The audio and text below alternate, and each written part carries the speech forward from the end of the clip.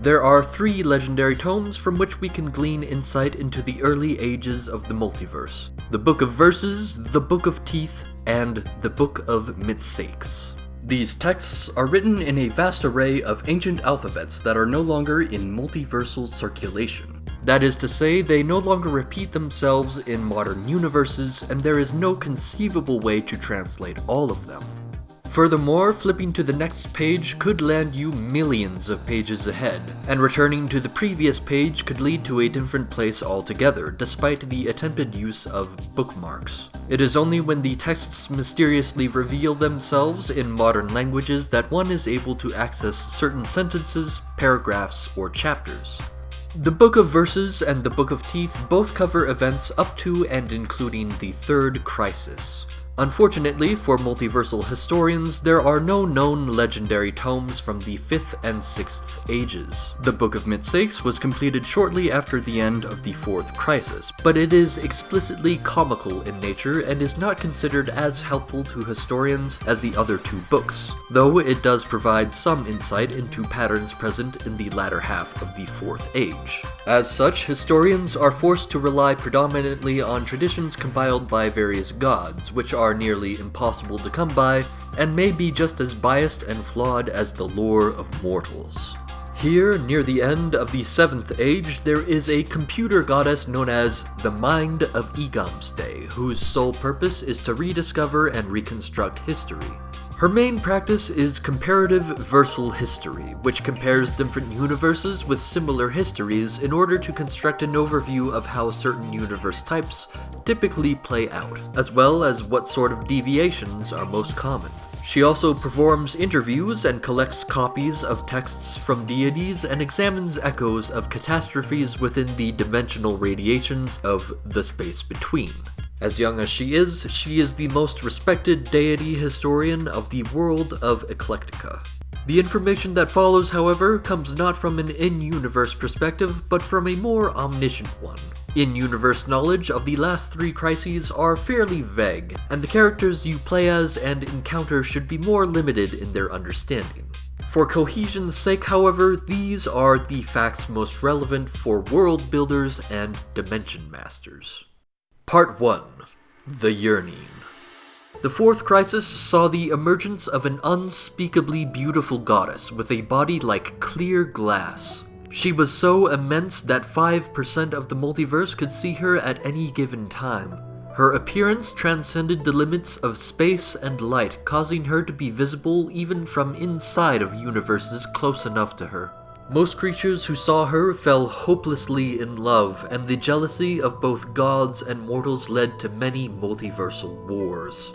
The goddess herself could not make her words understood, nor could she comprehend the languages of others.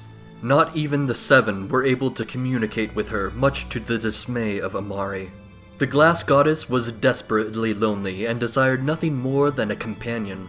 But there were no other beings quite like her, nor were there any gods that could manifest themselves in bodies great enough to hold her in their arms. Over the course of 1,000 years, she drifted through the entire multiverse several times, but never found a lover. She died from a broken heart, causing most entities who witnessed her death to either die of despair or to take their own lives. All universes she had ever passed through suffered tremendous outbreaks of sorrow that killed off entire species, though their inhabitants seldom understood the reason why.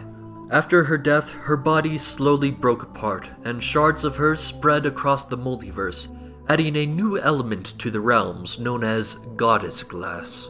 The most common forms of goddess glass in the 7th Age are the objects known as power orbs, which can only be perceived by those who have traveled to at least one other universe. Like trace minerals in the body, they coalesce in especially powerful creatures and fall out of them when they die.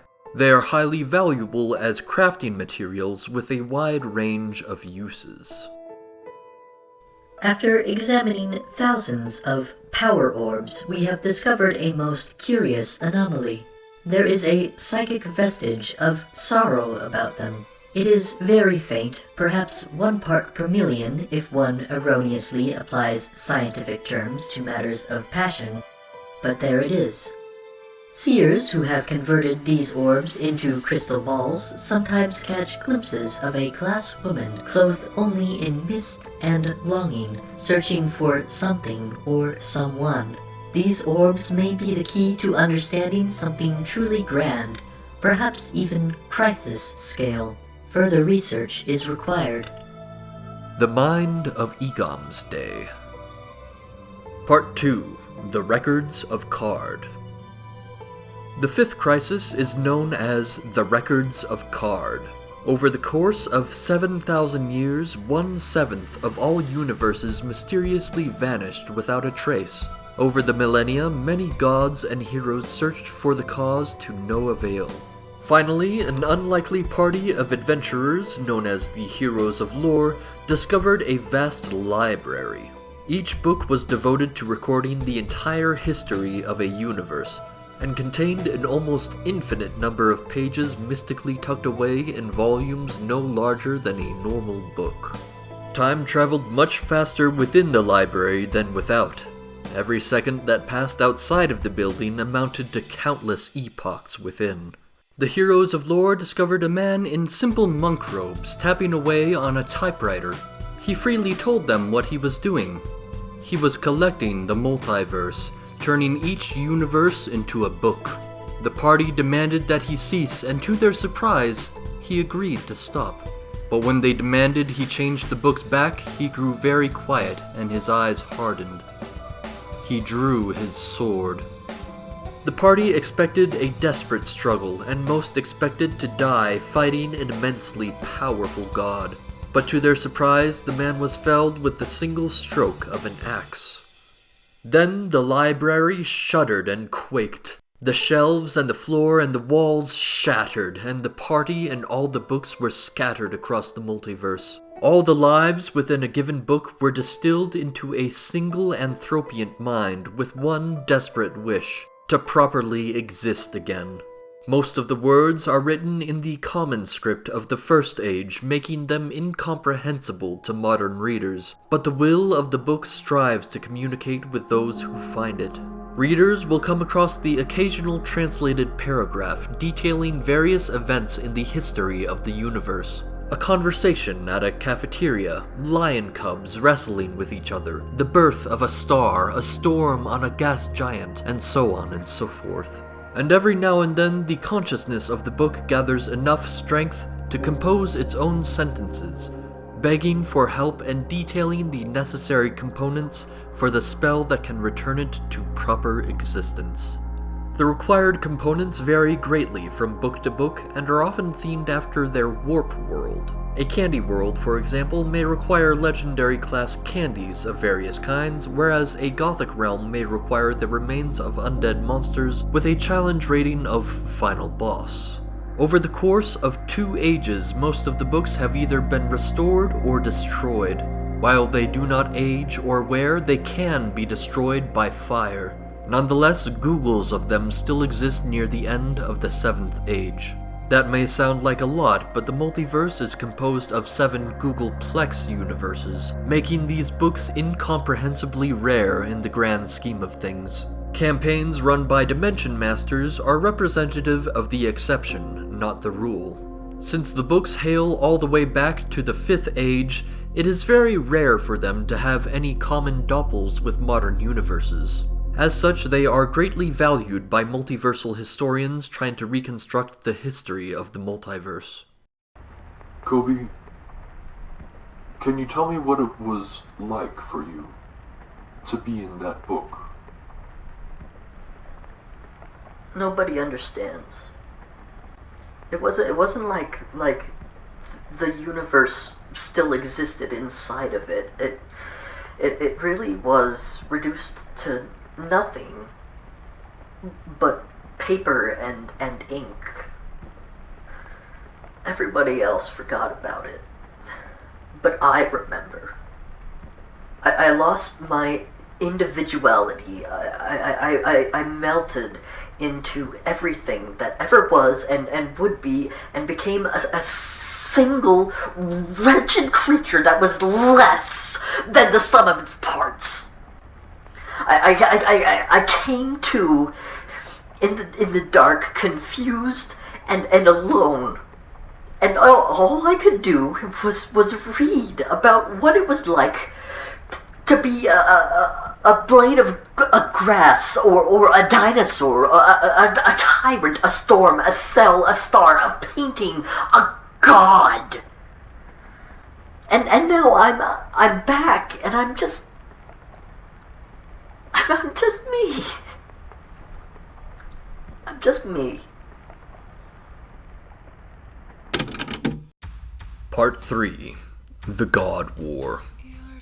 The most recent and the most terrible crisis undergone by the multiverse is known as the God War, a hypermassive war waged by countless deities vying for interdimensional supremacy. For the first few millennia, it was essentially a bloody free-for-all, but unstable alliances eventually coalesced into 4 great powers, and then 3, and finally 2, with much posturing and infighting within the sides over who would reign supreme. The carnage was incredible. Many worlds were rendered inhospitable, and creator deities could seldom keep the conflict from spilling over into their realms. Mortal creatures suffered the most, and worship soon turned to cries for mercy and curses of hatred. Eventually, the fighter himself started appearing to mortals far and wide, and rallied them with one singular mission: kill the warring gods. He and the Balancer gifted many powerful weapons to the masses, strong enough to slay most deities. All of the weapons eventually corroded into uselessness after the crisis, though it is possible, in rare cases, to restore their remains to their former glory. A number of especially powerful deities foresaw the coming genocide and allied themselves with the mortals.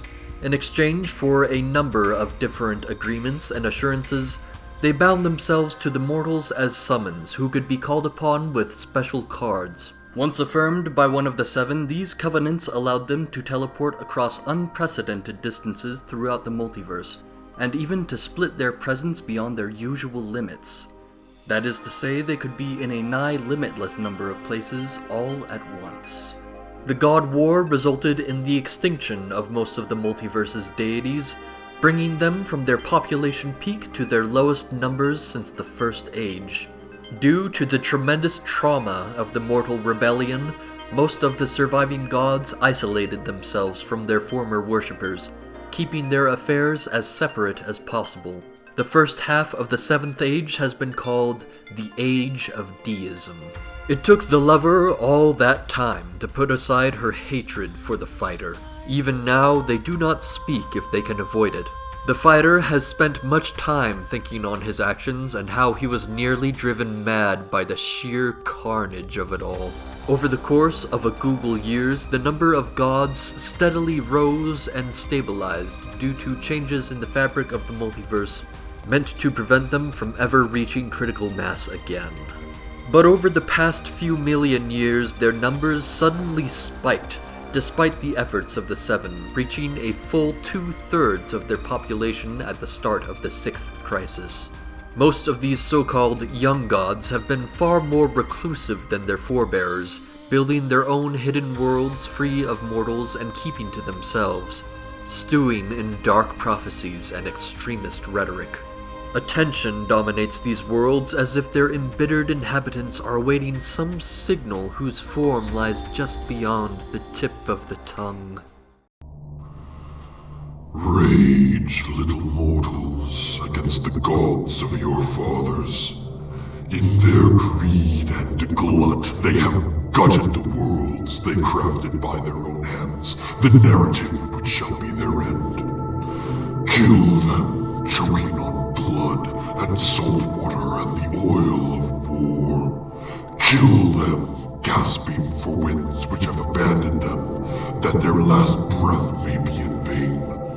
Kill them, that they feel the fraught helplessness of your little ones in destitution in the fields of famine. See, the kindly gods have turned to rage. You do not stand alone. Rise on their treacherous blessings. See, the 7 have abandoned Even their own children shall beg for pity. Then you shall ask them, what happened to your pity when you sundered our worlds for greed and glut? See, little mortals. Seethe, little mortals. Scream, little mortals, and slay the gods! Koga's Fury, author unknown. Well, that was intense. Next time I do a lore video, I think I'll try to pick something a little less horrific to talk about. Probably. So, back in my first video, I said I would be making update videos talking about what I've been working on. This hasn't happened so far. I wildly underestimated how much time it would take me to make these things.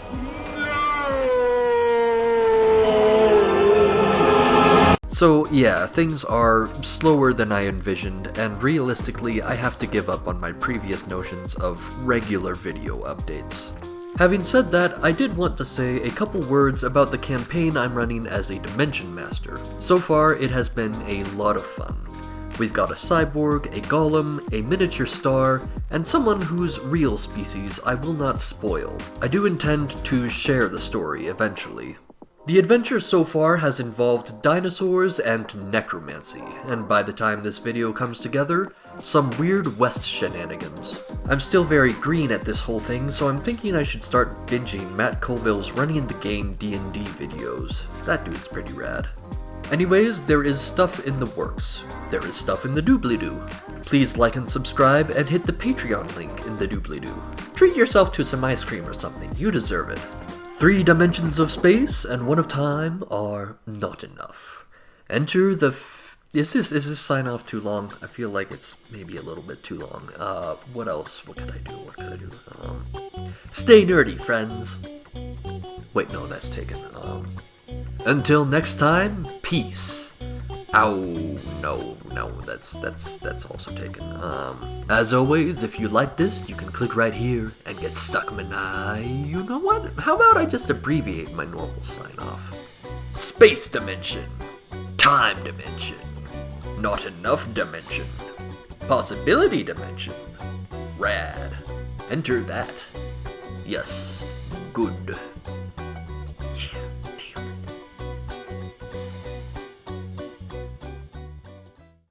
But over the fast few million years, pew pew pew pew.